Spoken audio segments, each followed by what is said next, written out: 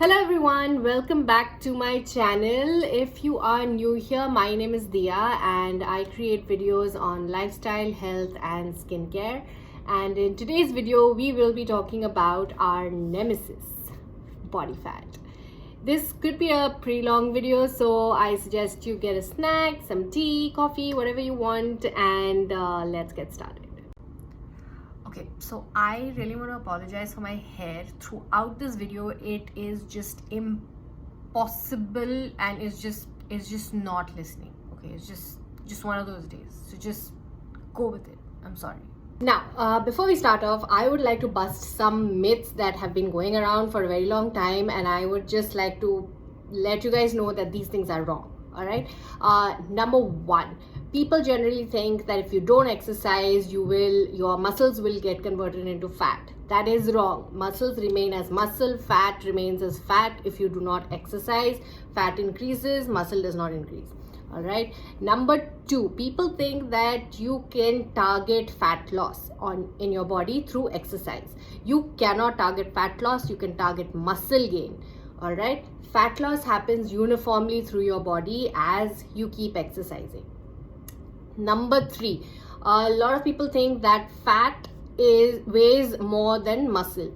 Actually, the same amount of fat and the same amount of muscle weigh the same. So if you take 1 kg of fat and 1 kg of muscle, is the same thing. It's 1 kg. Okay. The only difference is that muscle takes up lesser space and is more toned. Fat obviously takes up more space and you look like Dharti Mata. Okay. Next thing is body fat should be as low as possible. Now, while that is a bit in between, it is true that you need to have low body fat so that your muscles can grow and you become stronger. But fat is essentially required to kind of safeguard, like it's like a cushioning and padding for your vital organs, okay, and your nervous system, which is right under the skin. So if you have extremely low fat and that layer is not strong enough, then any kind of accidents or anything might harm your vital organs. So for men, you should have at least 15% of body fat, and for women at least 22%. Now there's a golden question which I love to ask people. Do you think that you can be fat and thin? And the answer is yes. All right, you can be thin while being fat. Now there are people you'll see, and I was one of these people, that you look at them from outside, they look very thin, there doesn't seem to be anything wrong with their weight, they seem to be fine. And then, but from inside, when you do their BMI check, you find that they have a lot of excess fat. Okay, these people are called skinny fat. I know that's an oxymoron, I realize that, but they're called skinny fat. Okay, and this generally happens because their muscle count is so low that their body is, and obviously their diets are like all wrong, but their muscles don't build up, in which case, you know, their energy is being taken out of their muscle instead of the carbohydrates and things like that, because of a very, very unbalanced diet. Having said that, I want to just quickly touch upon obesity as well. Okay, now when we talk about obesity, the first thing that comes to your mind is a very fat looking person. But obesity is not about how fat a person is visually. Okay, it just means that person, if someone is obese, that person has a lot of excess fat in them. Okay, that's the only thing. Even a thin person can actually be obese, and the only way you can actually understand if you are inching towards obesity is by getting your BMI parameters checked. Now you might be thinking that if a person doesn't look fat visually, तो क्या problem है? It's okay. I mean, you know, what's the difference, right? The difference is that it's unhealthy, okay, number one. And secondly, it's that it makes the person so weak that their immune system gets hampered, their general stamina and energy gets hampered, okay. And of course, it leads to multiple health disorders gradually. The only way you can actually resolve this issue is by balancing your diet. I've done a video on this as to how you can create your own diet. I'll link it in the description box or in the cards on top, and you can have a look at that. and do strength training. You will not be able to build muscle, especially for a skinny fat person, without working out and without strength training. All right, so that is a way that you can do this. Remain within your calorie count for the day, but also you need to have healthy calories, and not just like you'll get calories from an apple, you'll also get calories from vada pav, but you don't need the calories from vada pav, you need the calories from the apple. So choose the apple. Okay. Now, it's obviously not a secret and everybody knows this, that your body fat is there because of years and years of contribution through bad eating habits and bad lifestyle. Okay, so now, do you think that absolutely cutting off fats is going to be the solution for losing the body fat? Right? No. And here's why. The fats that we eat are made up of fatty acids. These are essential fat components that our body requires for multiple things in the body.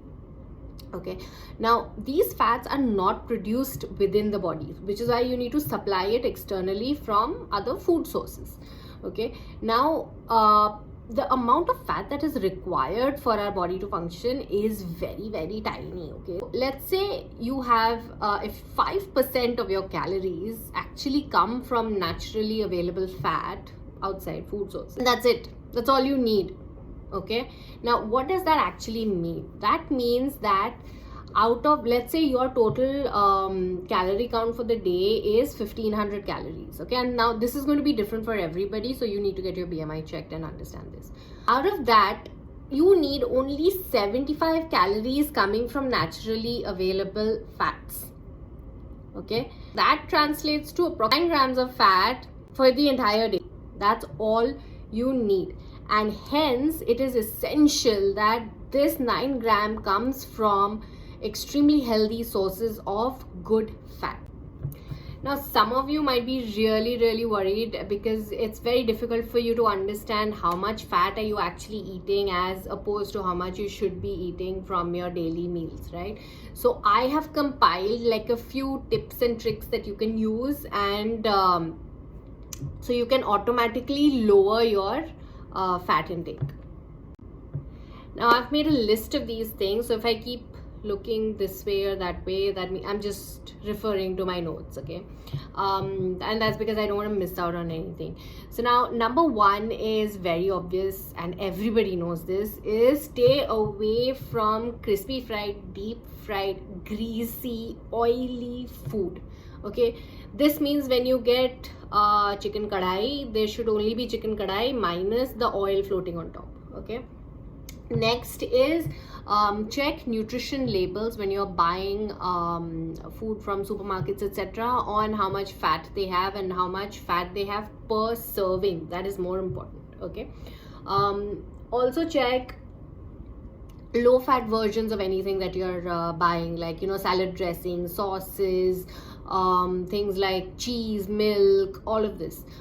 Eat more poultry breast, like chicken breast. Have shellfish, things like egg whites, soy products. Don't eat steaks, sausages, things like that. It's yummy, but avoid. Especially if you're going out to eat, make sure that, you know, you order preparations like grilled or poached or roasted, baked, instead of fried. If you see something which mentions saute, that's also fine. Okay, that's a good way of cooking.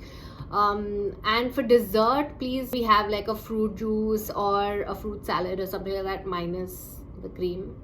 Yeah, a lot of people make very healthy choices in terms of buying ingredients. Okay, but then when they start cooking it, it all goes to hell. Try to see how you can make your home recipes, which you eat day in and day out, more healthy. Okay, and how do you start doing that? First, check all your ingredients. So can you substitute any of those ingredients with something which is a healthier option? Check the recipes only, like, you know, if the type of preparation. I will leave a downloadable document in the description box which contains some ingredient swaps and some tips and tricks that you can do while cooking. So make sure that you go and download that. that's all from me for today. Thank you so much for watching. If you have any questions, please comment down below. If you liked the video, please give it a massive thumbs up. That would really mean a lot to me. If you haven't subscribed, it's not too late. It's fine. Please subscribe, and yeah, and I'll see you in the next video. Bye.